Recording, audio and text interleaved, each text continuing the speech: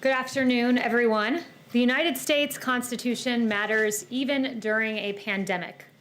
While Democrat politicians seek to impose draconian restrictions against their citizens, this past week, the Supreme Court of the United States had their say on New York State's capacity restrictions, which restricted the number of attendees allowed in places of worship, but not other government-deemed essential businesses. Justice Gorsuch in the ruling said this as he rolled back Governor Cuomo's restrictions on places of worship. He said, quote, "It is time, past time, to make plain that while the pandemic poses many grave challenges, there is no world in which the Constitution tolerates color-coded executive edicts that reopen liquor stores and bike shops, but shutter churches, synagogues, and mosques." Behind me, you will see displayed images of Democrat hypocrisy playing on loop. These images depict the following. They show Governor Gavin Newsom of California dining both maskless and indoors at the fancy French Laundry restaurant despite severe lockdown restrictions against indoor dining for the very people he governs. You'll see Chicago Mayor Lori Lightfoot celebrating in the non-socially distant streets of her city. You will see Speaker Nancy Pelosi indoors at a hair salon in San Francisco when salons in California were only open for outdoor services.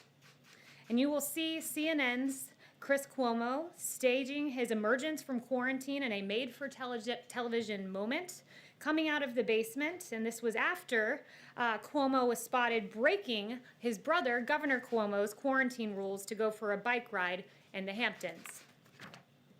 Also notable is San Francisco Mayor London Breed, who followed Governor Newsom's lead in dining at the French Laundry with a group of 8 people.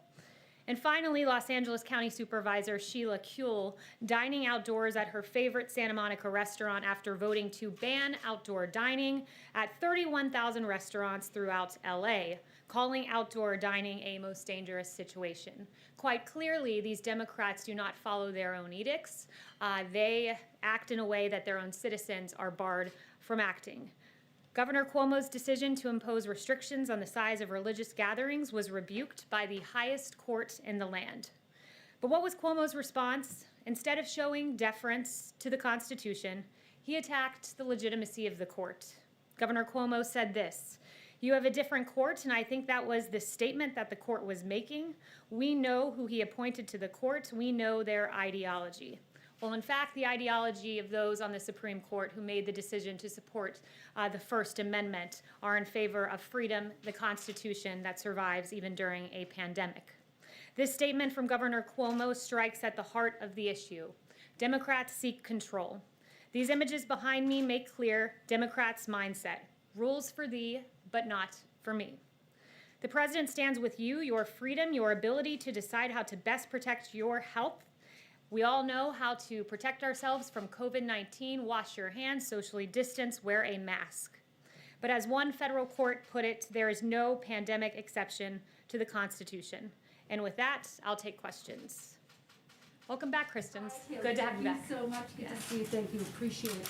I want to ask you about comments that the Attorney General made to the Associated Press. He said, quote, "To date, we have not seen fraud on a scale that could have affected a different outcome in the election." Given that, why hasn't President Trump conceded? So first, he went on to say this. It was in an AP interview where he made that initial comment. But in that same AP interview, he went on to say that he thinks a lot of people are confusing the use of the federal criminal justice system with allegations that should be made in civil lawsuits. And he discerned the fact that, he said, quote, "There's a growing tendency to use the criminal justice system as sort of a default fix-all. And the campaigns litigation is all civil litigation, which is apart from something that the DOJ would be involved in." Follow up with you on that of more than 40 cases that have been brought by the president's legal team. The majority have been denied or dismissed. The election results have been certified in all of the battleground states. Does the president still think he has a path to win? The president has said that he believes all legal votes should be counted and all illegal votes should not be counted. And in fact, the campaign is pursuing that litigation. I can't get into the details of that litigation here, but they still do have active cases in Nevada and Wisconsin. But how does he overturn the results when they've already been certified in these battleground states, Kayleigh? Again, the president is just looking for every legal vote to be counted, and I will leave it to the campaign to pursue their end. And one more, does he have faith in Attorney General Bill Barr? Does he still have confidence in Bill Barr? The president, if he has any personnel announcements, will be the first to know it. Yeah. We'll go for Janet. Thank you. Two questions. Has the president then spoken to Attorney General Bill Barr since these comments came out yesterday? I'm not aware if they've spoken. I know the Attorney General was here yesterday for a pre-planned meeting with the Chief of Staff, and they discussed an array of issues, but I'm not aware if the President has spoken to him directly. Has the president considered any preemptive pardons to any of his kids? Has he talking to Attorney Giuliani about this? I've heard no mention of any pardons in any conversations I've had in the White House other than the pardon of Lieutenant General Michael Flynn, a 3-star general who I've discussed from this podium before, who had his life ruined. He was a valiant hero who served his country both on the battlefield and then came to work in government. And what happened to him was there was an FBI note that said they wanted to get Lieutenant General Michael Flynn to lie. There then was a criminal leak of his identity in a phone call he had. He was told no lawyers were needed in the discussion the FBI was having with him. FBI investigators then after said they did not think that Lieutenant General Michael Flynn was lying, but yet he was still pursued in an unjust manner, and the government failed to provide the original FBI 302s from that interview. It was an egregious miscarriage of justice, and we're finally glad that justice was served for a war hero, Lieutenant General Michael Flynn. David. Is the president planning to announce his 2024 candidacy in a formal event here at the White House before January 20th or even on January 20th? I've not heard any discussions of that. I'm aware of the reporting, but the president's campaign is currently pursuing active litigation, and that is the focus, at least at the moment. You heard his comments last night. It sounds like he's planning to run again. Do you know if that's a fact? I haven't spoken to him about that. Again, his campaign is pursuing litigation. I would redirect you to the campaign. Yeah. Yes. Mark Meadows has been meeting with Commissioner Hahn. What is being discussed? And also, did the White House get a heads up that the UK was going to be approving the Pfizer vaccine? I'm not aware of any heads up that we were given, but what I will say about Dr. Hahn is it is par for the course for the Chief of Staff to meet with him as we're trying to save American lives with a vaccine in record time. In fact, 2 vaccines, not only a vaccine in record time. You heard Monsef Salawi say a vaccine normally takes anywhere from 4 years to 25 years. He said that in an interview last week, and this was in 10 months. It's remarkable progress, but we still want to make sure that it comes as fast, as expeditiously, but as safely as possible, because we know that each day that passes, there are more American lives at stake. So we want to make sure it comes out as quickly as the data allows it to, and we will have 40 million doses by the end of the year, which is a tremendous achievement, not just to have gotten a vaccine in this time, but to have produced 40 million in advance. It's having a businessman as president. It's the Trump vaccine. Yes, Justin. Thanks. I had a couple policy things, but first I just wanted to go back to what you said about personnel. Right before the election in a rally, the president suggested that he might fire Dr. Fauci after the vote had happened. And so I was wondering if you could comment on what Dr. Fauci's status is and if you have any. Yeah, I've heard no discussions of that. Dr. Fauci's still hard at work on the task force. And then there were 2 things that the president mentioned as policy goals that would happen before the election that we haven't seen any sort of obvious progress on, so I wanted to check in on those. The first is the $200 Medicare prescription drug card that was supposed to happen before the election. It seems to have sort of vanished, so I was wondering if you could give an update on that. Let me follow up with the Chief of Staff on that. I haven't heard any current discussions about it, but I will follow up with you. He had also promised an immigration order, an executive order on immigration that would protect dreamers. Again, he promised that before the election. Do you have any He put forth many different immigration packages on HB1 visas and others to protect American workers. I'll circle back, but there were many iterations of immigration EOs prior to the election. Is that work progressing at this point, or have you sort of thrown in the towel? I think right now the focus is making sure that there is stimulus relief for Americans who are hurting right now. So that is the current active policy priority that we are working on moment by moment, along with COVID. Yes. Yes. Kayleigh, as demonstrated by the large red ribbon out around the White House, yesterday was World AIDS Day. The president issued his proclamation yesterday, but consistent with his previous 3 proclamations, omitted any reference to LGBTQ people, even though they bear the brunt of HIV/AIDS. The president included a reference to racial and ethnic minorities, so why not LGBTQ people? The president honored World AIDS Day yesterday in a way that no president has before, with the red ribbon there, and I think that he commemorated the day as he should have.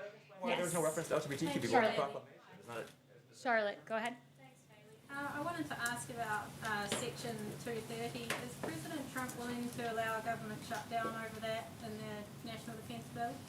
The president has made clear the importance of 230, and I would point you to his tweet about how that pertains to the NDAA.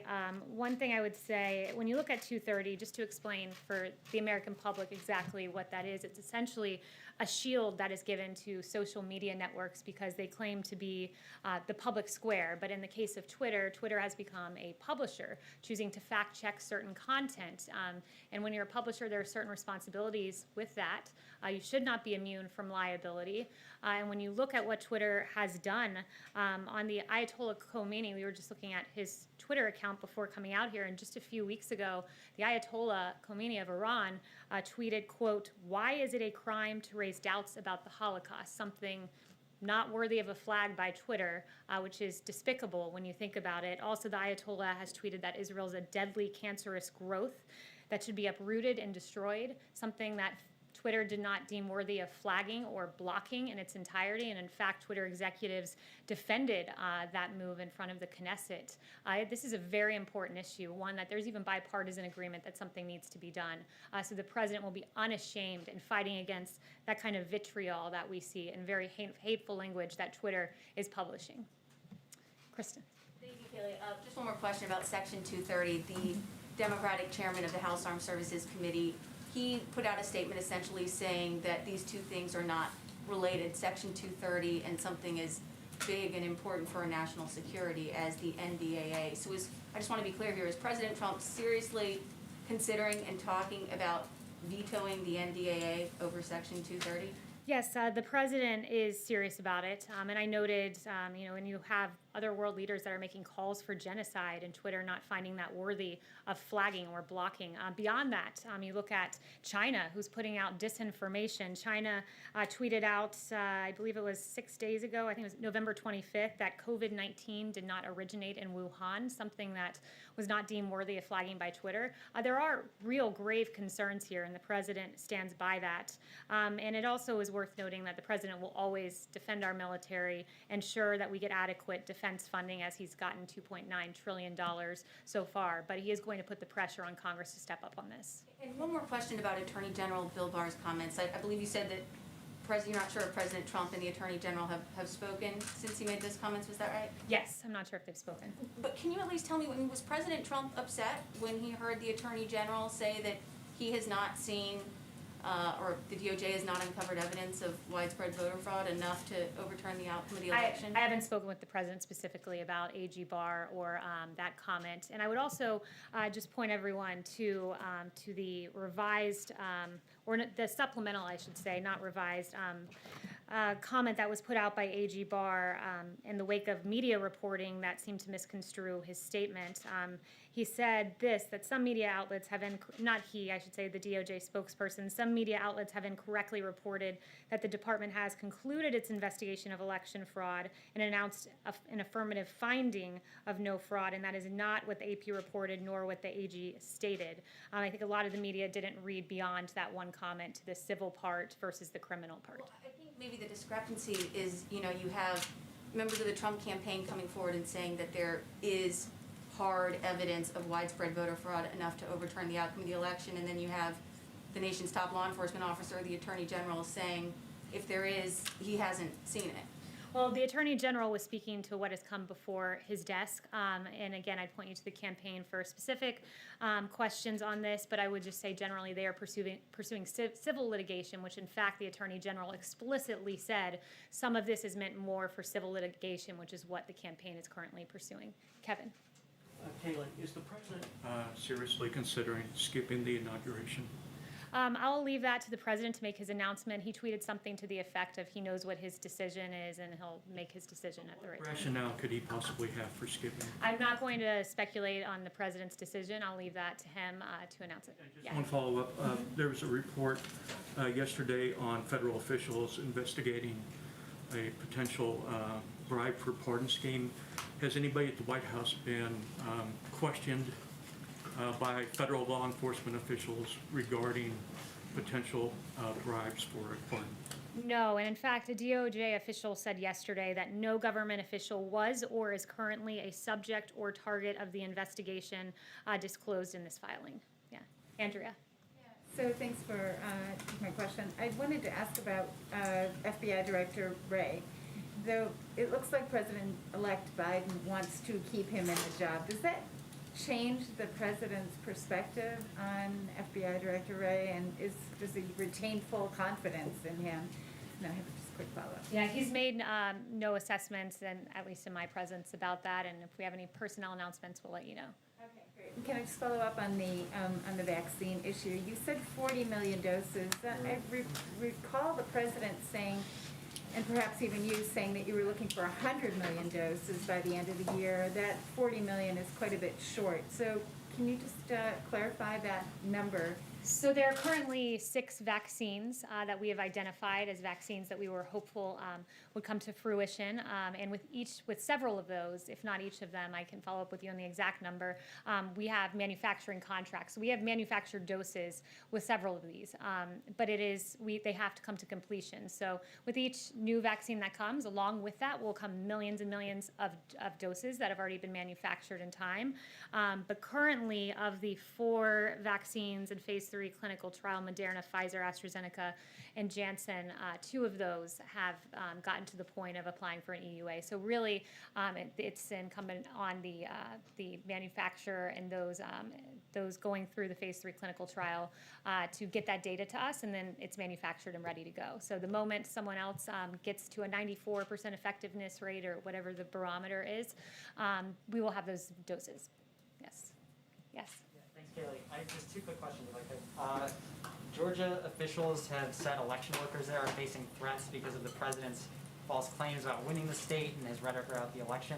Does the president condemn threats against election workers, or does he take any responsibility for those threats? We condemn any threats against anyone. There's no place for violence. What I will say, though, too, is that the president's lawyers, they were doxxed by a left organization. Their private information put out, so we're seeing that happen to people on both sides of the argument, and there's no place for that ever anywhere. And then just real quick, the CDC director today said that the next few months could be among the worst public health months in American history. I wondered, does the White House, is it setting a good example for the public for the White House to be holding in-person holiday parties at a time when the CDC and other organizations are asking Americans to forego those kinds of celebrations for their own safety? Yeah, so, if you can loot businesses, burn down buildings, engage in protest, you can also go to a Christmas party.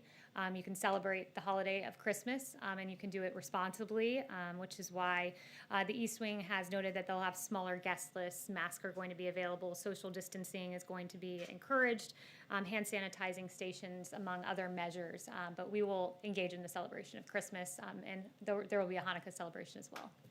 Yes. Yes, Meredith. Thanks. Does President Trump, has he had any kind of conversations with allies on Capitol Hill about challenging Joe Biden's electoral college vote with Congress? We saw one of his allies today said he plans to do that. Is that a conversation that the president's had at all? Not that I'm aware of. Ines. Oh, yes. The White House Coronavirus Task Force is privately telling governors that Americans under the age of 40 who gathered with people outside their households at Thanksgiving are dangerous to others and should isolate immediately. Why is the White House not publicly sharing that same information with Americans? You said that was in what document was that? The White House Coronavirus Task Force is privately telling governors. That those at Thanksgiving celebrations there's CDC guidance out there as to when you should and should not isolate, so I would point you to that. That's all been publicly available since the beginning of all of this. Christian. Yeah, thanks, Kayleigh. So if some version of the defense authorization makes it to the president's desk with language that terminates Section 230, would he sign it into law, even if there's language in there that renames bases bearing Confederate, names or named after Confederate officials? Yeah, he's said before he's very much against the Warren Amendment, and public polling is with him on that.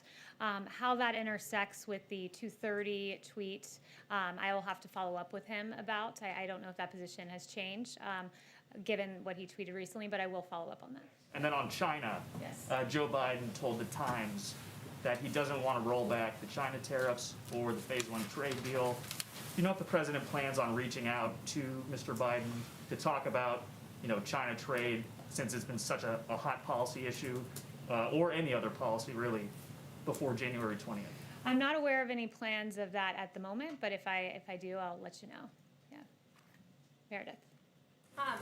You gave some examples of, lawmakers who've been talking about COVID, but I am curious, where has President Trump been in offering public leadership on this topic of the coronavirus, especially as we've seen cases surge? We haven't seen the president make any sort of public comments or even tweets about this surge in cases. So I'm curious what sort of examples you have. Yeah, quite a bit. I mean, he's created the greatest testing system in the world. He gave a press conference about 2 weeks ago, I believe, on the vaccine, which he has done at warp speed because he's torn down bureaucratic barriers. He's been hard at work. He's done, I don't know how many coronavirus task force briefings from this podium, but the work he's done speaks for itself. The fact that now the case fatality rate in this country is 2%. It was 6% in April, and what that means is it's a testament to our therapeutics. Another thing that happened recently, in fact, mid-November got almost no attention, but it's again a testament to the president, is the two new therapeutics. They are renditions of, one is a monoclonal antibody, another one is a Regeneron therapeutic, and these two therapeutics are given to people with mild to moderate COVID symptoms that are at high risk for severe COVID or hospitalization. So the fact that we've got to the point where we now have therapeutics we can give you in advance to try to prevent you from going to a hospital, and we've sent out 169,000 vials of one and 36,000 vials of another just in a few weeks. He's hard at work at this with the task force behind the scenes. And when we talk about his public leadership, just on COVID generally, I think it's a fitting time, given your question, to note Dr. Fauci now says that we should keep the schools open. He said that this Sunday. This is something the president has said for months. It caused me to go back to July and look at one of my briefing books from July 16th, 2020. And what I found in there was this. The science was always on our side about keeping schools open way back in July. It's being acknowledged now, but in July you had Dr. Redfield saying, unlike flu, kids are not driving the transmission cycle. You had Dr. Atlas, who's been a leading voice on keeping the schools open, saying everyone else in the Western world, our peer nations are doing it. We can do it. This was back in July. We had a study from the Netherlands about few reports of infections from schools that had stayed open. This was back in July. You had a Yale School of Public Health professor named Albert Coe saying that the bottom line is the impacts of COVID-19 on children is minimal or very low compared to other groups. There was a Lancet quote to that same effect. This was back in July when the president was saying, keep the schools open. I'm looking at the science. It's detrimental to keep kids out of school. But what were Democrats saying? When the president was following the science, here is what Democrats were saying. You had Governor Gavin Newsom say this, I'm not taking pressure from Trump on opening schools. You had Governor Cuomo saying it's not up to the president about opening schools as schools were shut down. You had Mayor de Blasio, who interestingly reversed himself this week, and now kids can go back to school. But back in July, when the science was on our side, he was saying what we won't do is ignore the science and recklessly charge ahead like our president, who was always following the science. You had Jennifer Rubin tweeting that now he wants to kill your kids. I'm not sure how that's responsible reporting. And then you had Anderson Cooper saying that he actually just doesn't care about kids at all, nor the health of their teachers and parents. And you had the American Federation of Teachers and the National Education Association railing against the president as well. The president's followed the science. He's also kept in mind we have a constitution, and he will be unashamed and always advocating for the science and the best interests of the children of this country. Thank you very much.